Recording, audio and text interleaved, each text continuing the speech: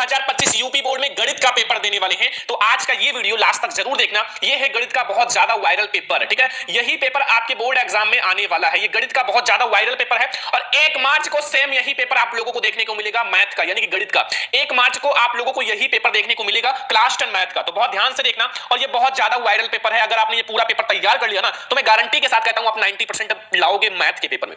और ये जो पेपर कोड है 801 डीसी पेपर कोड, ये सबसे ज्यादा वायरल है और हर एक जिले के, यूपी के हर जिले के स्टूडेंट देख सकते हैं। आप किसी भी जिले से हो, आप इसको देख सकते हो, क्योंकि ये पेपर आपके जिले में आएगा, ठीक है। ये बहुत वायरल पेपर है और आपसे रिक्वेस्ट है, बहुत ध्यान से देखना। 1 मार्च को सेम ऐसे ही आप लोगों को गणित का पेपर देखने को मिलेगा यूपी बोर्ड में, और ध्यान से समझना, ठीक है। और ये वीडियो 1 घंटे के बाद डिलीट हो सकती है, क्योंकि ये जो है बहुत ज्यादा वायरल है, बोर्ड एग्जाम के खिलाफ है। तो आप लोग अगर वीडियो डिलीट हो जाता है तो आप लोग किसी दूसरे वीडियो के नीचे कमेंट कर देना पीडीएफ, मैं आप लोगों को इस वीडियो का पीडीएफ प्रोवाइड कर दूंगा। लेकिन ये पीडीएफ किसी के पास शेयर मत करना, आपसे रिक्वेस्ट है हाथ जोड़ के। तो आप लोग ध्यान से देखो, ये है गणित का बहुत ज्यादा वायरल पेपर। सबसे पहले आप लोग यहां अपना अंक क्रमांक डाल देना, ठीक है। इससे पहले आप लोग वीडियो को लाइक कर देना, ठीक है। सब्सक्राइब भी कर लेना चैनल को और शेयर भी कर देना। 22 13 420, ठीक है। एंड यहां अपना नाम डाल देना अनिल पाल। जो भी आप लोगों का रोल नंबर है, नाम है, वो अपना अपना डाल देना, ठीक है। क्योंकि ये जो है ये चेक होता है, ठीक है। ये चेक होगा आप लोगों का नाम और रोल नंबर। एंड फिर आप लोग यहां देखो, आपके पास जो समय रहेगा वो 3 घंटे 15 मिनट का रहेगा और पूर्णांक जो रहेगा पेपर का 70 नंबर का रहेगा। और अगर आपको भी मैथ से डर लग रहा है ना, ये वीडियो देखने के बाद आप डर को भगा दोगे, क्योंकि इतना वायरल पेपर है और मैं आप लोगों को पूरा बहुत अच्छे से समझाने वाला हूं, सॉल्यूशन के साथ पूरा समझेंगे, ठीक है। थोड़ा सा बड़ा वीडियो हो सकता है लेकिन पूरा सॉल्यूशन समझेंगे, ठीक है। बहुत ध्यान से देखना। देखो ये है निर्देश। जो प्रारंभ के 15 मिनट होते हैं वो साथी को प्रश्न पत्र पढ़ने के लिए दिया जाता है। देखो जो प्रारंभ के 15 मिनट होते हैं वो प्रश्न पत्र पढ़ने के लिए इसलिए दिया जाता है ताकि स्टूडेंट को पता चल जाए कि उनको कितना नंबर आता है, ठीक है। 70 में से कितना नंबर उसको पता है, पहले ही पता चल जाएगा तो अच्छा रहेगा। एंड फिर सभी प्रश्न अनिवार्य है। एंड इस प्रश्न पत्र के 2 खंड है। ये जो प्रश्न पत्र है 2 खंड में है, आ और बा, ठीक है। खंड आ जो है वो ऑब्जेक्टिव, यानी कि 20 अंक के 20 बहुविकल्पीय प्रश्न होंगे जिसके आंसर आपको ओएमआर शीट पर देने हैं, ठीक है। जो खंड आ होगा उसमें ए वी सी डी 4 विकल्प रहेंगे और 4 विकल्प में से जो सही है, मान लो सी वाला सही है तो इसको आपको काला करना है। तो ये ओएमआर शीट पर ऐसे आप लोगों को आंसर देना है, ठीक है। और ओएमआर शीट पर जैसे आप लोग अंकित कर रहे हो ना, तो उसको आपको ना तो काटना है, ना इरेजर का प्रयोग करना है, ना व्हाइटनर का प्रयोग करना है, इन सब का प्रयोग नहीं करना है। ये बात ध्यान रखना, ठीक है। और जो खंड बा है वो 50 अंक का वर्णात्मक प्रश्न है। खंड बा आप लोगों को ये कॉपी दी जाएगी और उसमें आप लोगों को पेन से लिखना होगा, ठीक है। वर्ड आपको प्रश्नोत्तर संख्या डाल के, जो भी प्रश्नोत्तर संख्या कर रहे हो, फर्स्ट संख्या सेकंड जो कर रहे हो वो आप लिखो, ठीक है। देखो हमारे पास बोर्ड एग्जाम की कॉपी भी है, मैं आपको दिखा दूं। अभी मैं आप लोगों को पूरा सॉल्यूशन समझाऊंगा, ठीक है। ये बोर्ड एग्जाम की कॉपी में मैं आपको पूरा सॉल्यूशन समझाऊंगा। एक एक क्वेश्चन को हम लोग सॉल्यूशन करने वाले हैं, ठीक है, पूरी बोर्ड एग्जाम की कॉपी में। तो ध्यान से देखना, एक भी क्वेश्चन छोड़ेंगे नहीं, ठीक है। और खंड बा जो है वो 5 कुल प्रश्न है और प्रत्येक खंड में स्पष्टता लिखा हुआ है कितने खंड करने हैं और प्रश्नों के अंक उनके सम्मुख लिखा, कौन सा प्रश्न 1 अंक का है, कौन सा 2, कौन सा 5, कौन सा 6, ये सब सामने लिखा हुआ है, ठीक है। एंड यहां देखो प्रथम प्रश्न से आरंभ कीजिए, अंत तक जाइए, जो प्रश्न है उसमें समय मत नष्ट कीजिए। अब हम लोग आते हैं डायरेक्टली क्वेश्चन पे। माय डियर स्टूडेंट, देखो जो क्वेश्चन है वो खंड आ से शुरुआत है और खंड आ में बहुविकल्पीय प्रश्न है। क्या है बहुविकल्पीय प्रश्न? 20 में 20 हमें बहुविकल्पीय बोर्ड एग्जाम में करके आना, एक भी नंबर नहीं छोड़ के आना है, ठीक है। एक भी नंबर हमें ऑब्जेक्टिव छोड़ के नहीं आना। प्रश्न देखो, निम्न में से कौन सा सहअभाज्य संख्याओं का एक युग्म है? कौन सा है जो एक सहअभाज्य संख्याओं का एक युग्म है, एक नंबर का ऑब्जेक्टिव है और बहुत इंपॉर्टेंट है। मतलब आपके 1 मार्च को यही क्वेश्चन आएगा, देख लेना। 1 मार्च को गणित के पेपर में देखो 14 35 या 18 25 या 31 93 या 32 6। देखो आप इन सब में जिसका आप लोग क्या करना, एचसीएफ निकालना, ठीक है। एचसीएफ जिसका ओनली 1 आता है वही हमारा हो जाएगा। तो आप 18 और 25 का निकालोगे तो इसका एक ही आएगा, ठीक है। 18 25 का अगर आप लोगों ने निकाला तो उसका एक ही एचसीएफ आएगा और ये वाला हमारा सही हो जाएगा, ठीक है। अगला क्वेश्चन है कि दिया गया है कि लासा जो है 132,288 बराबर 3168 यानी कि 3168, तो मासा ज्ञात कीजिए। देखो आपको लासा दे रखा है, ठीक है। लासा दे रखा है, आपको मासा ज्ञात करना है। ये 1 नंबर का है, बहुत इंपॉर्टेंट है, ठीक है। पूरा ध्यान से समझो, मैं आपको पूरा सॉल्यूशन समझाऊंगा। ऑप्शन ए है 288 या बी है 132 या सी है 48 या डी है आपका 12। देखो मैं आपको यही समझा देता हूं। देखो सबसे पहले जो मासा हमें निकालना है ना, तो मासा जो होता है, मासा वो बराबर होता है, फार्मूला समझ लो, वो होता है पहली संख्या यानी कि फर्स्ट संख्या इंटू सेकंड संख्या बटे में लासा, ठीक है। अब पहली संख्या और दूसरी संख्या आपको पता है कि नहीं पता है? भाई पेपर में डायरेक्टली लिखा हुआ है पहली संख्या दूसरी संख्या। देखो क्या 132 एंड 288, तो 132 को, ठीक है, एंड इंटू आप लोग कर लो किससे, 288 बटे में लासा जो है 3168। अब जब इसको आप कट पीट करोगे तो आपको ओनली 12 मिलेगा, ठीक है। 12 यानी कि जो हमारा आंसर आएगा, जो मतलब मासा आएगा ना, मासा वो हमारा 12 आएगा। और हमेशा याद रखना जो मासा आता है वो छोटा ही आता है, ठीक है, छोटा ही आता है। 12 से आपका ये भी विभाजित हो जाएगा और ये भी विभाजित हो जाएगा, इसलिए ये 12 आया, ठीक है। समझ में आ गया ना कैसे निकाला? देखो पहली संख्या इंटू दूसरी संख्या बटे में लासा। अगर मासा निकालना होता, मासा अगर लासा निकालना होता तो लासा को यहां रख के मासा को नीचे कर देते, बस। तो ये है एचसीएफ, ये है एलसीएम। अगला देखो तीसरा, यम का वह मान ज्ञात कीजिए जिसके 4x² - 6x - m जो x - 3 से पूर्णतः विभाजित हो, ठीक है। तो आ जाओ मैं आप लोगों को इस क्वेश्चन को भी कराता हूं। हमारा क्वेश्चन नंबर जो 3 है उसको ध्यान से समझो। देखो कुछ भी नहीं है, सबसे पहले आपका समीकरण जो है उसको ऐसे लिख लो, 4x² - 6x - m, ठीक है। ये हमारा समीकरण है, ठीक है।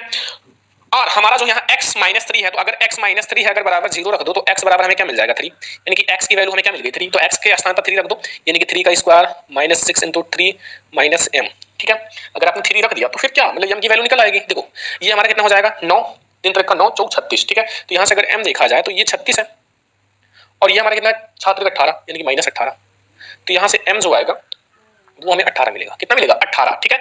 m की जो वैल्यू मिली है वो हमें कितना मिला है 18, ठीक है। तो ऑप्शन ए है 18, 45, 20 या 10, तो 18। अगर ना समझ में आया तो समझा दे। देखो यहाँ एक समीकरण है 4x² - 6x - m और यहाँ से मैंने x का एक वैल्यू निकाला। x की वैल्यू निकालने के बाद यहाँ मैंने x के स्थान पर वैल्यू रख दिया है। x के स्थान पर से 4 × x, ठीक है। तो ये x के स्थान पर मैंने 3 वैल्यू रख दिया, बस आंसर आ गया। 3 रखो, फिर जहां जहां x है वहां 3 रख दो, बस। अगला क्वेश्चन माय डियर स्टूडेंट, देखो दो संख्याओं का योगफल जो है वो योगफल 8 है तथा उनका अंतर 2 है, तो संख्याएं ज्ञात कीजिए। देखो भाई ऑब्जेक्टिव के लिए आपको ज्यादा रफ नहीं करना है, ठीक है। मतलब आपको संख्याएं ज्ञात करनी है, तो ध्यान से समझो। ऑप्शन आप लोगों के पास है माय डियर स्टूडेंट, बहुत अच्छे ऑप्शन है, ठीक है। देखो 6,2, 5,3 या 7,1 या 1,2। आ जाओ मैं आप लोगों को इसको समझाता हूं। देखो दो संख्याएं यानी कि मैंने x मान लिया और y, अगर मैंने x और y माना तो इनका योगफल यानी कि प्लस, योग का मतलब होता है प्लस, वो कितना है बराबर है 8 के। मैं आपको बहुत आसान तरीके से समझाऊंगा, ठीक है। दो संख्याएं मैंने x y माना, इसका योगफल 8 है, ठीक है। और अंतर कितना है यानी कि इन दोनों का माइनस यानी कि x - y वो कितना है 2, तो 2 कर लो बस। आपका ये जोड़ने पर जो चिन्ह है वो नहीं बदलता, ठीक है। तो अगर आप जोड़ने पर करोगे तो ये माइनस और ये प्लस कट जाएगा, y तो आपका कट गया। यहां से आपका आएगा 2x और यहां से 10 और यहां से x बराबर 10/2, यहां से x बराबर 5। x की वैल्यू हमें क्या मिला 5, ठीक है। अब यही x का मान आप ये समीकरण फर्स्ट मान सकते हो, समीकरण सेकंड मान सकते हो। x का मान समीकरण 1 में रख दो, तो ये है x + y बराबर 8 और यहां से x है 5 + y बराबर 8। अब y बराबर देखा जाए तो 8 - 5, y बराबर 3।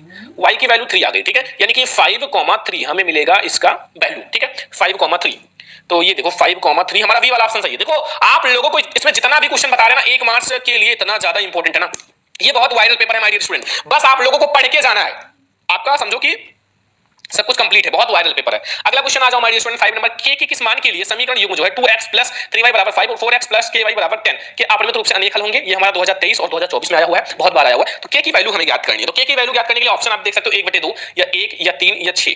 तो ये कैसे निकालोगे माय डियर स्टूडेंट, बहुत आसान है। अगर आप थोड़ा सा माइंड लगाओगे तो आप लोगों को पता चल जाएगा। देखो मैं आपको बहुत अच्छे से समझा रहा हूं, ठीक है।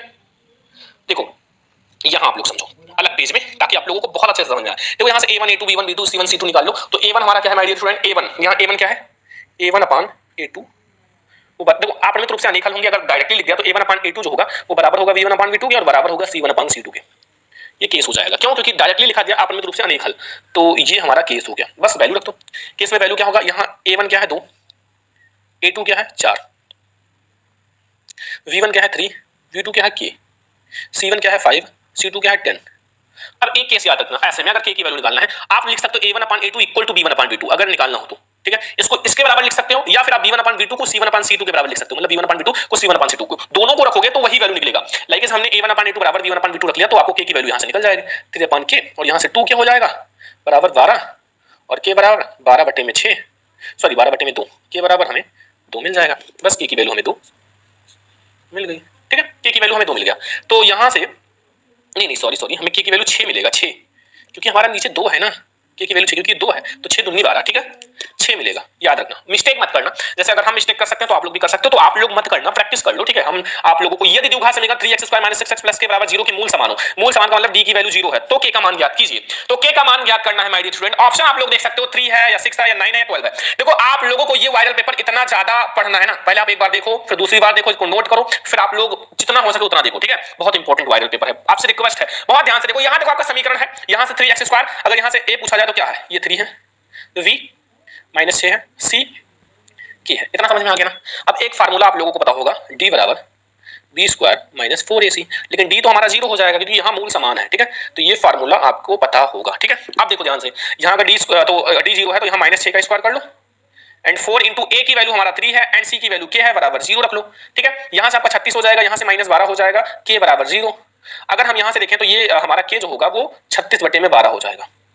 तो 12 का आपने 36 में भाग दिया, 12 3 36, तो k की वैल्यू हमें क्या मिला 3। देखो इसमें जितने भी क्वेश्चन है माय डियर स्टूडेंट आप लोगों को बार-बार पढ़ना है, मतलब जितनी बार हो सके उतनी बार पढ़ो, आपको k की वैल्यू 3 मिल गई। अगला क्वेश्चन आ जाओ 7 नंबर, द्विघात समीकरण x² - 3x - 10 के मूल होंगे। आपको मूल गुणनखंड करना 1 नंबर का 5,2 5, -2 -5,2 या फिर -5, -2। देखो ये तो बहुत आसान है, कहीं भी कर सकते हो। देखो इसमें कुछ भी नहीं है कि यहाँ देखो x² - 3x - 10 बराबर 0। अब देखो जोड़ने घटाने पर 3, गुणा करने पर 10 आना चाहिए। तो जोड़ने घटाने पर 3 यानी कि आप 5 में से अगर 2 माइनस करोगे तो क्या हो गया 3 और गुणा करोगे तो 10, ठीक है 0। यहाँ आप x कॉमन ले लो, ठीक है, पहले आप ऐसे रहने दो माइनस, अभी रुको, एक्स स्क्वायर माइनस ये अंदर गुणा होगा 5x हो जाएगा, ये प्लस 2x हो जाएगा, माइनस 10 बराबर 0। अब यहाँ x कॉमन ले लो तो x माइनस 5 हो जाएगा, प्लस 2 कॉमन ले लो तो यहाँ से x माइनस 5 हो जाएगा बराबर 0। देखो एक बात याद रखना, गुणनखंड करते समय ये जो बीच में है ना, ये दोनों बराबर होना चाहिए, x माइनस 5 x माइनस, अगर बराबर नहीं है तो आपका गलत है, ठीक है। यहाँ से एक ब्रैकेट में x माइनस 5 और एक ब्रैकेट में x प्लस 2, यहाँ से x माइनस 5 बराबर 0, तो यहाँ से x बराबर 5 मिल जाएगा और x प्लस 2 बराबर 0, x बराबर माइनस 2। देखो x की वैल्यू 5 और माइनस 2, 5 और माइनस 2, देखो ये 5 है, देखो 5 प्लस में है माइनस 2 है, ठीक है, सही है, बी वाला ऑप्शन, ठीक है। अगला question my dear student, question number 8, समांतर श्रेणी 3, 1, -1, -3 के सारवांतर है। देखो सारवांतर बहुत आसान होता है, a2 में से a1 को घटा लो, a2 माइनस a1 बराबर d, सारवांतर, तो a2 हमारा 1 है, -3 बराबर d, और d बराबर हमारा -2 मिल जाएगा, ठीक है, -2, सी वाला ऑप्शन सही है, ठीक है। अगला question my dear student, question number 9 में आ जाओ। देखो लिखा हुआ समांतर श्रेणी जो है 3, 8, 13, 18 का कौन सा पद 78 होगा। एक नंबर का ऑब्जेक्टिव 60 है या 16 है या 68 है या 47 है, तो कौन सा पद 78 होगा ये आपको बताना है। तो आओ हम लोग देखते हैं, बहुत इंपॉर्टेंट है। सबसे पहले इसमें हमारा a क्या है, a यानी कि पहली संख्या हमारा a जो है वो 3 है। अगर d की बात की जाए तो a2 में से a1 को माइनस कर लो, ये वाला नीचे वाला है, सॉरी ये वाला, ठीक है, a2 में से a1 को माइनस, यानी कि 8 में से आप 3 को माइनस कर लो, यानी कि d हमें 5 मिल गया, ठीक है, d हमें 5 मिल गया। तो अब क्या ही है, अब तो लगा ही सकते हो। देखो अब आप लोग फार्मूला लगाओ कि an भी हमें दे रखा है 78, a plus n minus 1 into d, हमें n की संख्या ज्ञात करनी है। तो an हमें 78 दे रखा है, a हमें 3 दे रखा है, प्लस n जो दे रखा है वो ज्ञात करना है, d जो सारवांतर है वो 5 है, ठीक है। पूरा समझो, बहुत इंपॉर्टेंट है। 78 में से 5 माइनस कर लो, 75 हो जाएगा, बराबर ये 5n हो जाएगा और ये -5 हो जाएगा, -5 इधर करोगे 70 हो जाएगा, बराबर 5n हो जाएगा, नहीं इधर माइनस होते प्लस हो जाएगा, क्योंकि इधर माइनस होते इधर जाएगा प्लस हो जाएगा, 80 हो जाएगा, और n बराबर आप 80 बटे में 5 कर लोगे तो 12 पंचे 16 पंचे, सॉरी 16 पंचे 80, तो 16 हमें n जो है 16वां पद जो होगा ना वो 78 होगा, 16वां पद, ठीक है। ऐसे आप 16 बार जाओगे ना तो आपको 78 मिल जाएगा, ठीक है, समझ में आ गया ना। देखो कुछ भी नहीं है, a जो है वो प्रथम पद है, तो प्रथम पद इसमें क्या है 3, d जो निकालना है वो कैसे निकला कि यहाँ a2 में से a1 को माइनस कर दिया, यानी कि आपका 5 हो गया, और ये an तो हमें 78 दे ही रखा है, बस फार्मूला ये है, इसी फार्मूले पे रख दिया, आंसर आ गया। तो ये हमारा 9 नंबर क्वेश्चन हो गया हमारे स्टूडेंट। अब हम लोग आते हैं 10 नंबर क्वेश्चन पे। देखो 10 नंबर क्वेश्चन है कि दो आकृतियां जिनके जो आकार हैं वो क्या है समान हो, परंतु आवश्यक रूप से आमाप समान ना हो तो कहलाती है। ऐसी आकृति स्थलांग आकृति या समरूप या फिर समान या सममित आकृति क्या कहलाती है, तो ऐसी आकृति समरूप, जब वो दिखने में समान हो तो वो समरूप होंगी, चाहे उनका मतलब और चाहे जैसा भी हो, ठीक है, जैसे वो 5 सेंटीमीटर या 10 सेंटीमीटर कैसा भी हो, लेकिन वो दिखने में समान हो। ये एक बहुत इंपॉर्टेंट क्वेश्चन आ गया। चित्र जो है, अभी चित्र मैं आप लोगों को समझा रहा हूं, पूरा फिगर के साथ समझो, ठीक है। देखो क्या है ना कि यहाँ पूछा कि चित्र जो है त्रिभुज ए वो ओवीसी, देखो त्रिभुज है O and V and C ये वाला, तथा सर्वांगसम है त्रिभुज OBA, O B and A, O V A, ठीक है, और ओवीसी जो है मतलब ओ वी एन सी, ये तो 125 डिग्री है, और कोण सी डी वो 70 डिग्री है, ठीक है, ये 70 डिग्री है, तो ओ ए वी का मान होगा 55 डिग्री या 60 डिग्री या 65 डिग्री या 70 डिग्री। बताओ क्या ऐसा निकालोगे, कैसे निकालोगे मेरे लाडलो, मेरे स्टूडेंट, मेरे प्यारे प्यारे रसगुल्लो। देखो क्या करोगे, यहाँ जो त्रिभुज है क्या है ओ डी सी, वो शुभांशम है त्रिभुज ओ वी ए के, ये तो आपको लिखा ही हुआ है, कोई दिक्कत है नहीं, ठीक है। अब फिर जो त्रिभुज है कोण, सॉरी कोण जो है डी ओ सी, अगर आपने कोण डी ओ सी मतलब डी ओ सी इसको जोड़ा और प्लस कोण सी ओ डी को जोड़ा तो वो हमारा 180 डिग्री है, 180 डिग्री। अब यहाँ से कोण DOC बराबर हमें 180 में से देखो COB दे रखा है, कहाँ है COB, ये OBC 125 माइनस 125 कर 2 डिग्री, तो यहाँ से कोण DOC जो हमें मिल जाएगा वो 55 डिग्री। अभी DOC हमें मिला है, ठीक है 55 डिग्री। अब हमें निकालना क्या है OAB तथा, अब हम कोण DOC प्लस कोण ODC प्लस कोण DCO तीनों को जोड़ोगे तो 180 डिग्री हो जाएगा। अब ये तो हमें 55 डिग्री दे रखा है प्लस ये 70 डिग्री एंड प्लस कोण DCO नहीं पता 180 डिग्री। अगर कोण DCO को आपने इसको जोड़ के इतने में माइनस किया तो वो हमें मिल जाएगा 55 डिग्री, मतलब ये भी हमें 55 ही डिग्री मिला है, ठीक है। अब ये जो है ना कोण DCO, कोण D and C and O मतलब DCO ये बराबर है हमारा OAC के, ठीक है। तो जो कोण कोण OAV जो है वो बराबर है कोण OCD, अर्थात हमें जो कोण वो भी 55 ही डिग्री होगा, ठीक है 55 ही डिग्री हमें क्या करना था OAV, और OAV भी हमारा 55 ही डिग्री होगा माय डियर स्टूडेंट, कितना 55 डिग्री, ठीक है। पूरा देख लो कैसे किया है, पूरा समझ लो, ठीक है। अगला क्वेश्चन क्या है, अगला क्वेश्चन आ जाओ माय डियर स्टूडेंट 12 नंबर, बिंदुओं 5,0 और -12,0 के बीच की दूरी याद करना है। देखो ये सारे क्वेश्चन बहुत इंपॉर्टेंट है, अगर आप 1 मार्च को ये याद कर लेते हो ना, मतलब पूरा तैयार करते हो 1 मार्च के पेपर में आग लगा दोगे, 90% लाने से कोई नहीं रोक सकता, ये ध्यान रखना, ठीक है। एक फार्मूला पता होगा, यही मैं आपको बता दूं, चलो पेज में बताते हैं, अलग नहीं तो कहोगे सर डी जो होता है वो बराबर होता है x1 माइनस x2 का स्क्वायर और प्लस y1 माइनस y2 का स्क्वायर। तो x1 और x2 यानी कि x1 हमारा कितना है, ये x1 है, ये x2 है, ये y1 है, ये y2 है। तो x1 हमारा 5 है और माइनस माइनस प्लस 12 है x2, और ये हमारा y1 0 है, y2 ही 0 हो। तो यहाँ से ये हो जाएगा 17 का स्क्वायर। स्क्वायर हटाओगे रूट हट जाएगा, यानी कि हमारा 17 इकाई। डी जो मिलेगा वो हमें 17 मिलेगा। 17 सही है, ठीक है। डी वाला ऑप्शन हमारा सही है। अगला, उस त्रिभुज का केंद्र निम्न में से किसके शीर्ष 7,5, 5,7 और -3,3 है। ऑप्शन है 3,5, 2,4 या 5,7 या फिर 4,3। तो इसको आप कैसे लगाओगे माय डियर स्टूडेंट, बहुत ज्यादा इंपॉर्टेंट है, थोड़ा सा ध्यान से समझना, ठीक है। फॉर्मूला वगैरह देखो यहाँ क्या है ना, x1 x2 ये सब तो आपको पता होगा। क्या है, x बराबर x1 plus x2 plus x3, 3 पद है, बटे में 3 कर लो बराबर। ऐसे y जो हो जाएगा y बराबर y1 plus y2 plus y3 बटे में 3, ठीक है। अब यहाँ कहने का मतलब है देखो x1 क्या है, ये x1 है आगे का, ये x2 है, ये x3 है, यानी कि हमारा 7 है, x1 और x2 5 है और ये -3 है बटे में 3। 12 में से मतलब 3 जाएंगे, 9 3 12 यानी कि 3, तो 3 से 3 क्रॉस हो जाएगा, 3 बचेगा, 3 हमें मिलेगा, ठीक है 3। और यहाँ से y1 जो है 5 है, 7 है, 3 है, यानी कि 5 है और प्लस 7 है और प्लस 3 है बटे में 3, और ये भी आप जोड़ोगे तो आपका बचेगा 15, 15 नहीं 5 5 10 7 17, ये 3 है तब 15 और ये 5 हो जाएगा, ठीक है 3 है। तो यानी कि ये हमें जो मिलेगा 3,5, यही निर्देशांक मिलेगा, यही हमें मिलेगा केंद्र। तो 3,5 ये वाला ऑप्शन सी 3,5, ठीक है। अगला लिखा हुआ, यदि सेक थीटा, जो सेक थीटा वो 2 है तो मान ज्ञात करना। सेक थीटा का मान 2 है तो आपको मान ज्ञात करना है। तो देखो जो सेक थीटा है उसकी वैल्यू 2 है, तो सेक थीटा में 2 किसकी वैल्यू होती है, किसी स्टूडेंट को पता है, बताओ हमें थीटा की वैल्यू ज्ञात करनी है। सेक थीटा वो होता है सेक 60 डिग्री का, सेक से सेक दिया, थीटा बराबर 60 डिग्री, तो थीटा की वैल्यू हमें मिलेगा 60 डिग्री। 60 लिखा हुआ है तो 30 भी नहीं होगा, 45 भी नहीं होगा, 60 डिग्री हमारा सही हो जाएगा, 90 नहीं होगा, ठीक है 128 सेंटीमीटर स्क्वायर। अगला, एक साहुल निम्नलिखित का संयोजन होता है। एक साहुल जो होता है वो किस चीज का संयोजन होता है माय डियर स्टूडेंट, तो वो जो होता है माय डियर स्टूडेंट वो एक अर्धगोला और एक शंकु का, ठीक है। अगला लास्ट क्वेश्चन, यदि किसी वारंवारता बटन का माध्य 20.5 तथा मध्य का 20 हो तो उसका बहुलक क्या होगा। बहुलक आप लोगों को बताना है माय डियर स्टूडेंट, उसका बहुलक क्या होगा। देखो बहुलक ज्ञात करने के लिए बहुलक बराबर होता है, बहुलक बराबर क्या होता है, 3 माध्य का -2 समांतर माध्य, ठीक है। तो हमें क्या बहुलक ज्ञात करना है, तो 3 माध्य का जो है वो कितना है 20 -2 इंटू 20.5, तो ये 60 में से 41 माइनस कर लो, बराबर हमें 19 मिल जाएगा। 19 सही है, 19 इसमें ऑप्शन में, अच्छा ये 19 कर लो, ठीक है इसको 19 कर लो माय डियर स्टूडेंट, सही है 19। तो ये हमारा हो गया 20 में 20 ऑब्जेक्टिव, और आई होप आपको 20 में 20 ऑब्जेक्टिव समझ में आ गया होगा। अब आपको कोई भी कंफ्यूजन नहीं होगा ऑब्जेक्टिव में, ठीक है।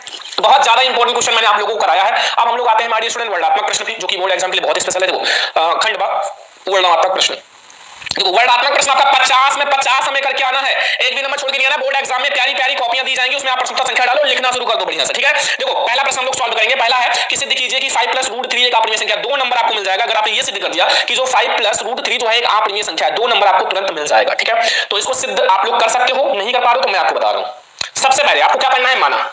हल देखो, माना